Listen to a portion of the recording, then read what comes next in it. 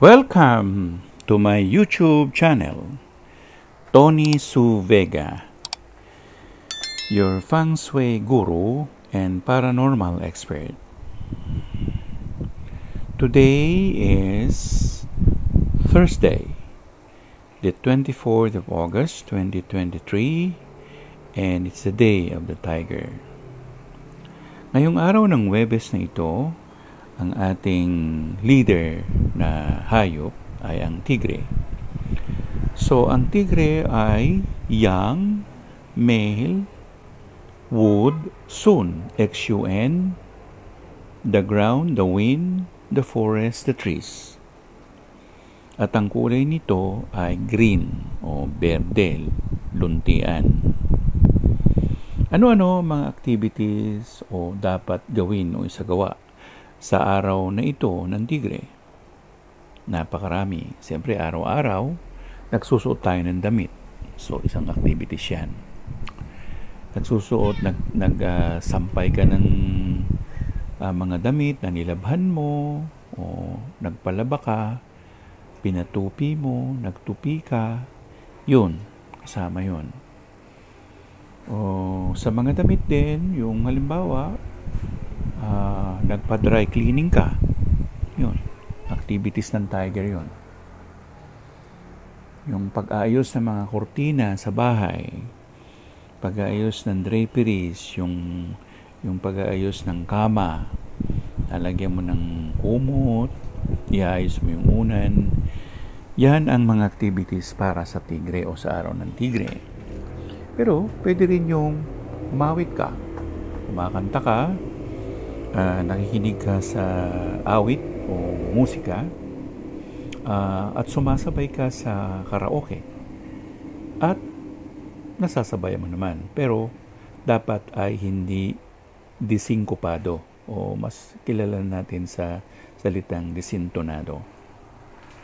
At yun, kung inawit mo ang isang awitin na ikaw ay disinkopado, lumalabas doon na ikaw ay naging dahilan ng contamination ng sun, X-U-N, contamination of the air. Minsan din kasama na yung pagkukwari o pag-ayos ng lupa, tapos hindi inaayos yung pagkuha ng kinukwari, yun, contamination din ang tawag doon. Pagpunta sa isang orchestra play or philharmonic orchestra, nakinig ka doon, nanood ka, nakasama ka doon. Pero maniwala kayo't hindi, may kanya-kanya ring enerhiya ang musika. May mga musika na negative, pakinggan. Hindi kinakailangang metallic. Pero yung metallic music na yan, talaga pong medyo questionable yan sa feng shui. Kung nakikinig ka at napakatamis ng pakikinig mo sa musika, posible na iyon ay hindi siya labag sa palatuntunan o tuntunin ng feng shui. Ang mga bagay-bagay na may kinalaman sa tigre ay yun ding pagpunta sa kagubatan o pagtatanim ng mga puno. Pagpunta sa isang eskwelahan, pwede rin eskwelahan. Pagpunta sa tindahan ng tela. Pagpunta sa tindahan ng mga kurtina, pagsasaayos nito.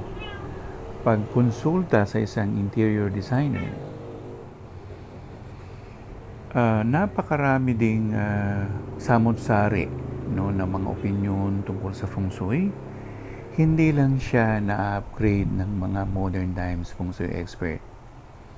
Though yung ibang mga eksperto nito ay sinisikap nila na ihatid ito sa panahon natin ngayon para mapakinabangan ng tao. Hindi lang ng mga Pilipino, ng taong bayan.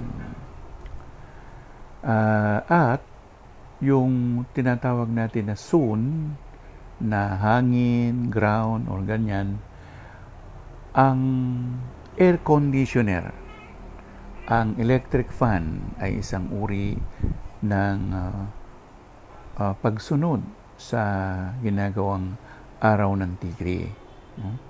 Paglilinis ng aircon, paglilinis ng electric fan, pagsalansa ng mga magazine, ng mga newspapers, pagbabasa ng mga ito, pagbabasa ng libro, pag-ayos ng library. So, tayo ay hindi natin napupuna iyon. Pagdating naman sa library o paglagay ng mga aklat, pinaka-the best o pinaka-magaling na magkukuha ka ng enerhiya ng kayamanan na ang library mo o ang pile sa books mo ay ilagay mo sa kanluranan. O kung ano man ang iyong zodiac signs. Ang ibig sabihin, mayroong tinatawag na Quirin and Shauren. Dragon, monkey, rat, west. Rat, at nasabi ko na, rabbit, pig, sheep, north. Doon mo dapat ilagay ang iyong piles of books or library. Horse, tiger, dog, doon ka maglagay sa east. Rooster, snake, ox, doon ka maglagay sa south naman.